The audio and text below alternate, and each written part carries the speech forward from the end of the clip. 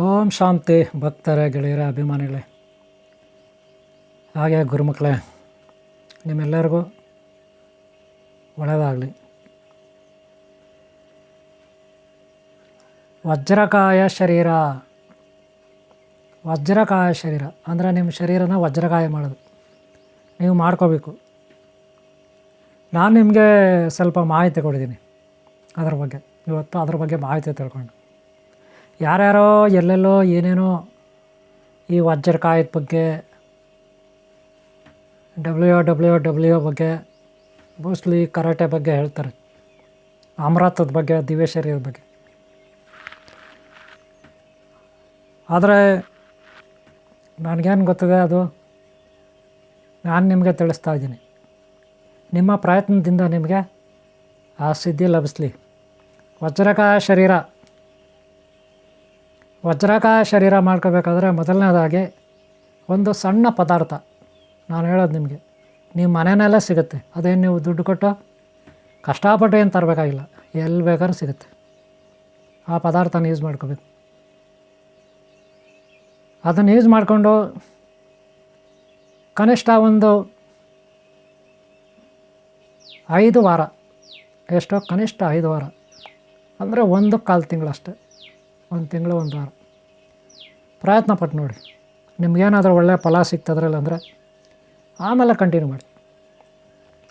ನಿಮ್ಮ ಶರೀರ ವಜ್ರಕಾಯ ಆಗುತ್ತೆ, ವಜ್ರಕಾಯ ಶರೀರ ಆಗುತ್ತೆ. ವೈದ್ಯಕೀಯವಾಗಿ ಬೇರೆ ಇನ್ನೇನೂ ಅಲ್ಲ, ಹಾಗೆ ಆಧ್ಯಾತ್ಮಿಕವಾಗಿ, ಪಾರಮಾರ್ಥಿಕವಾಗಿ 3 ಕಡೆಯಿಂದ ನೀವು ಪ್ರಯತ್ನ ಪಡಬೇಕಾಗುತ್ತೆ. ಕೇವಲ 5 ವಾರ 6 ವಾರ ಅಷ್ಟೆ. ನಾನು ಹೇಳ್ತೇನೆ ಒಂದು ಸಣ್ಣ ಪದಾರ್ಥ. ಈ ವಿಡಿಯೋ ನೀವು ಲಾಸ್ಟ್ವರೆಗೂ ನೋಡಿ, ಭಾಳ ಕಡಿಮೆ ಸಮಯದಲ್ಲಿ ಮುಗಿಸ್ತೀನಿ. ವಿವರವಾಗಿ ನಿಮ್ಗೆ ಅರ್ಥ ಆಗೋ ರೀತಿಯಲ್ಲಿ ನಾನು ಹೇಳ್ಕೊಡ್ತೀನಿ. ಹಾಗೆ ನೀವು ಪ್ರಯತ್ನ ಪಡಿ. ವಜ್ರಕಾಯ ಶರೀರ, ನಿಮ್ಮ ಶರೀರ, ನಿಮ್ಮ ಮನೆಯವ್ರ ಶರೀರ, ನಿಮ್ಮ ಮಕ್ಕಳ ಶರೀರ, ಮೊಮ್ಮಕ್ಕಳ ಶರೀರ, ಹಾಗೆ ನಿಮ್ಗೆ ಇಷ್ಟ ಬಂದವ್ರದ್ದೆಲ್ಲ ವಜ್ರಕಾಯ ಮಾಡಿ. ಹೆಣ್ಮಕ್ಳು, ಗಂಡು ಮಕ್ಕಳು, ಚಿಕ್ಕವರು, ದೊಡ್ಡವರು, ಆ ಧರ್ಮ ಈ ಧರ್ಮ ಎಲ್ಲರೂ ಮಾಡ್ಕೋಬೋದು. Very simple. ವಜ್ರಕಾಯ ಶರೀರ ಓನ್ಲಿ ಸ್ಟೀಲ್ ಬಾಡಿ ಮಾಡ್ಕೋಬೋದು ನೀವು. ವಜ್ರ ಸ್ಟೀಲ್ಗಿಂತ ಗಟ್ಟಿ ವಜ್ರ ಅಂತಾರಲ್ಲ ಹಾಗೆ, ಓಕೆನಾ? ಅನಾದಿ ಕಾಲದಿಂದ ಶರೀರವನ್ನು ವಜ್ರಕಾಯ ಶರೀರ ಮಾಡ್ಕೊಳ್ಳೋಕ್ಕೆ ಸಾಕಷ್ಟು ಮಂದಿ ಸಾಕಷ್ಟು ರೀತಿಯಲ್ಲಿ ಪ್ರಯತ್ನ ಪಟ್ಟರು. ಸಾಕಷ್ಟು ರೀತಿಯಲ್ಲಿ ಪ್ರಯತ್ನ ಪಟ್ಟರು. ವಜ್ರಕಾಯ ಮಾಡ್ಕೋಬೇಕು ಅಂತ. ಆದರೆ ಅದನ್ನು ಯಾರು ಮಾಡಿಕೊಂಡ್ರು ಯಾರಿಲ್ಲ, ಅದು ಆಮೇಲೆ ಪ್ರಶ್ನೆ.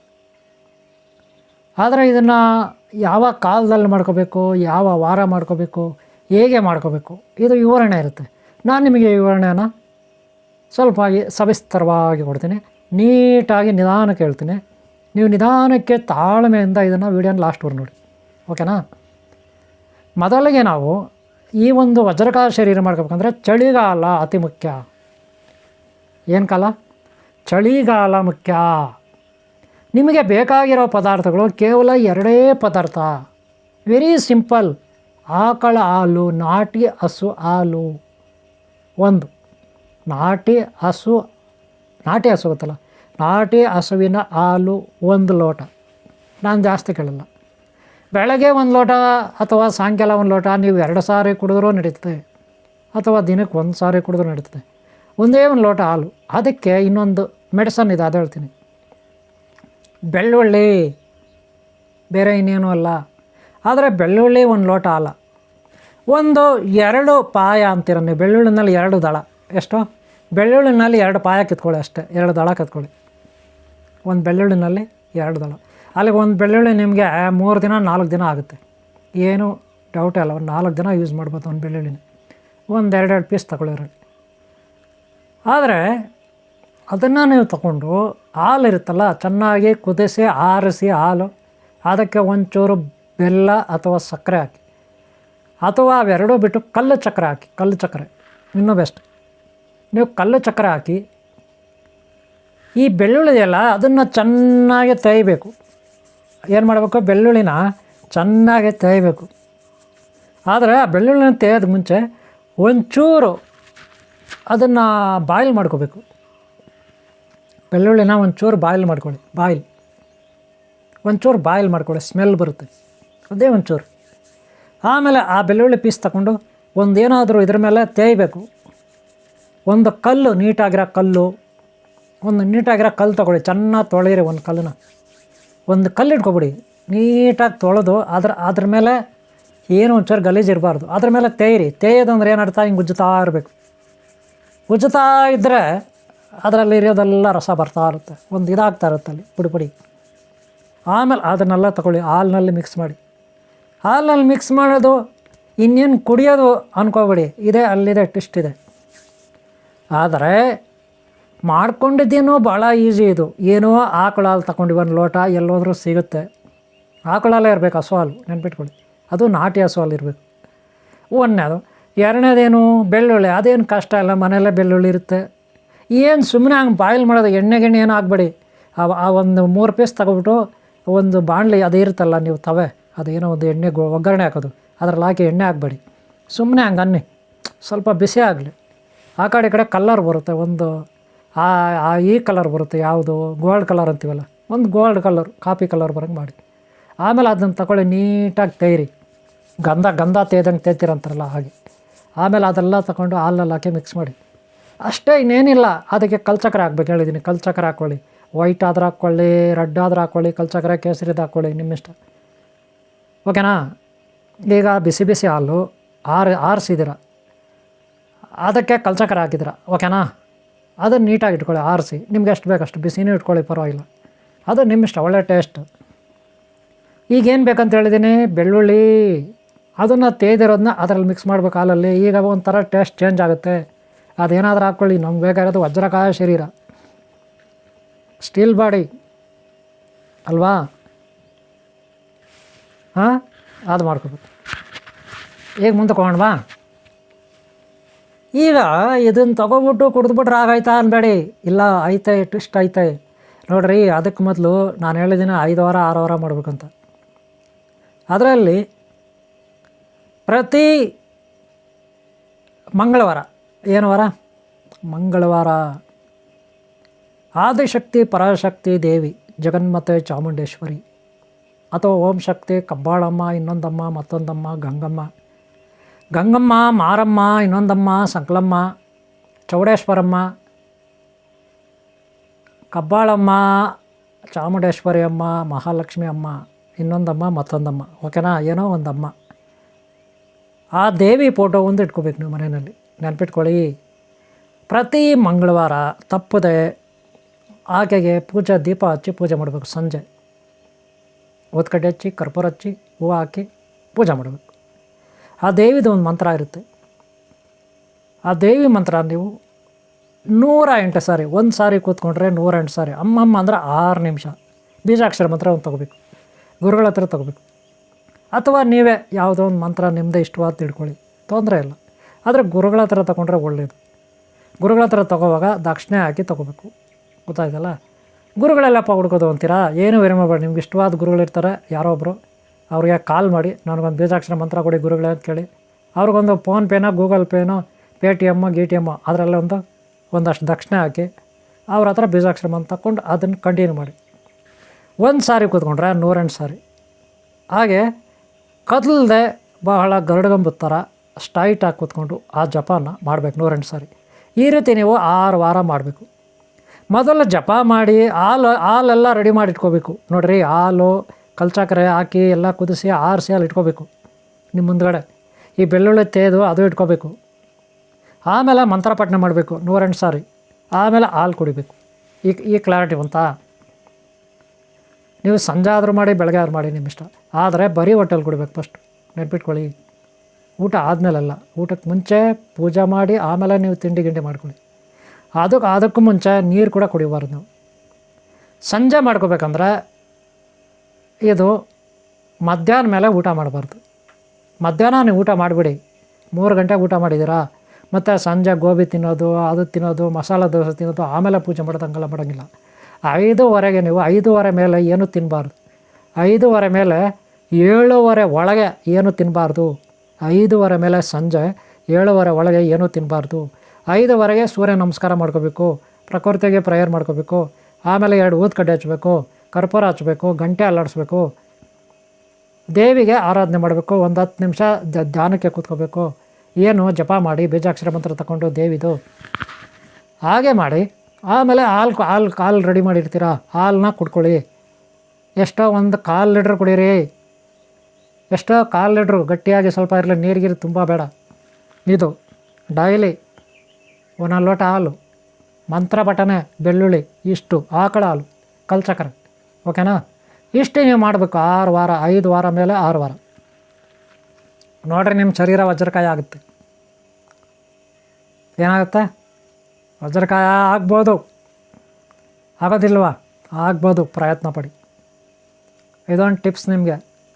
ಅನಾದಿ ಕಾಲದಿಂದ ಹನುಮಂತ ದೇವರು, ನರಸಿಂಹಸ್ವಾಮಿ ದೇವರು, ವರಾಹ ದೇವರು, ಶ್ರೀ ಮಹಾವಿಷ್ಣುವಿನ ದಶಾವತಾರಗಳು, ಹಾಗೆ 11 ಅವತಾರಗಳು ಪರಮಶಿವಂದು, ಇತ್ಯಾದಿ ದೇವತೆಗಳ ಬಗ್ಗೆ ವಜ್ರಕಾಯ ಅಂತ ಕೇಳಿದ್ದೀರ ಅಲ್ವಾ?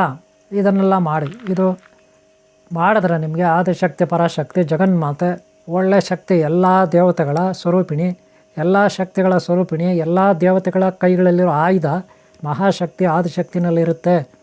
ಬೆಳ್ಳುಳ್ಳಿ,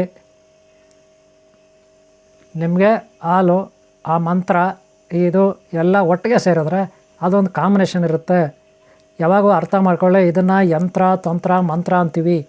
ನೋಡಿರಿ, ಇಲ್ಲಿ ಬಂದು ಯಂತ್ರ ಅಂದರೆ ಯಾವ್ದು ಗೊತ್ತಾ? ಬೆಳ್ಳುಳ್ಳಿ, ಹಾಲು, ಕಲ್ಚಕ್ರೆ, ಇದು 3 ಪದಾರ್ಥ ಯಂತ್ರ.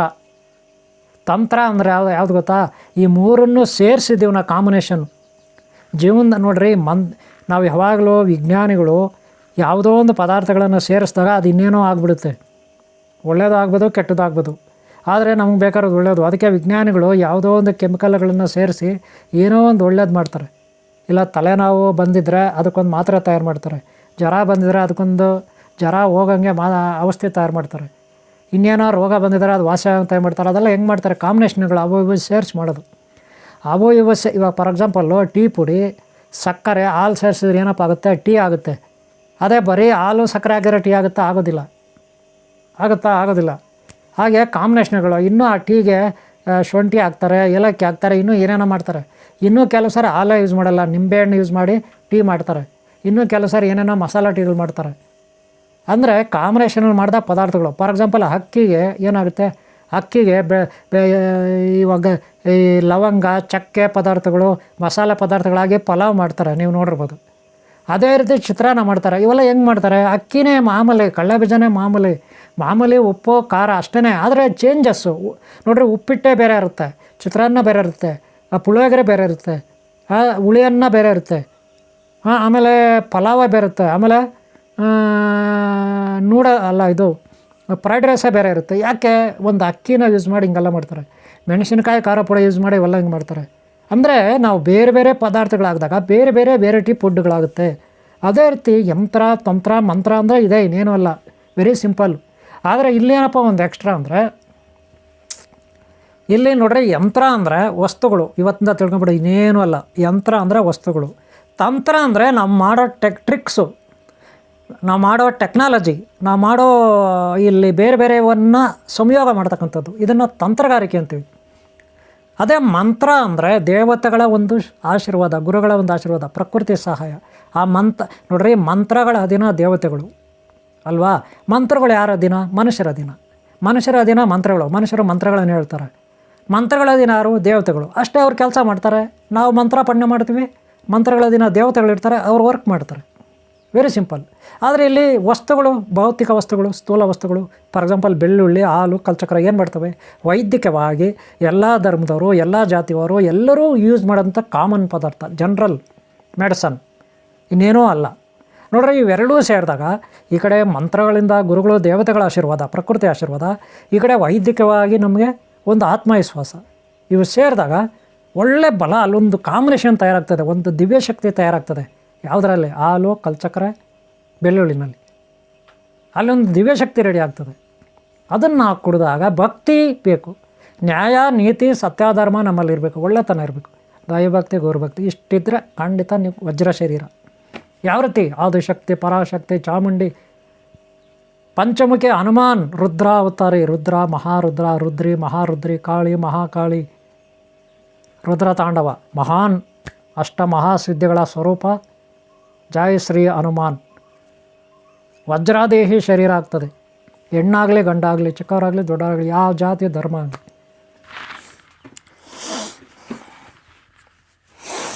ಈಗ WWW ಬಾಡಿಗಳು, ಸ್ಟೀಲ್ ಬಾಡಿಗಳು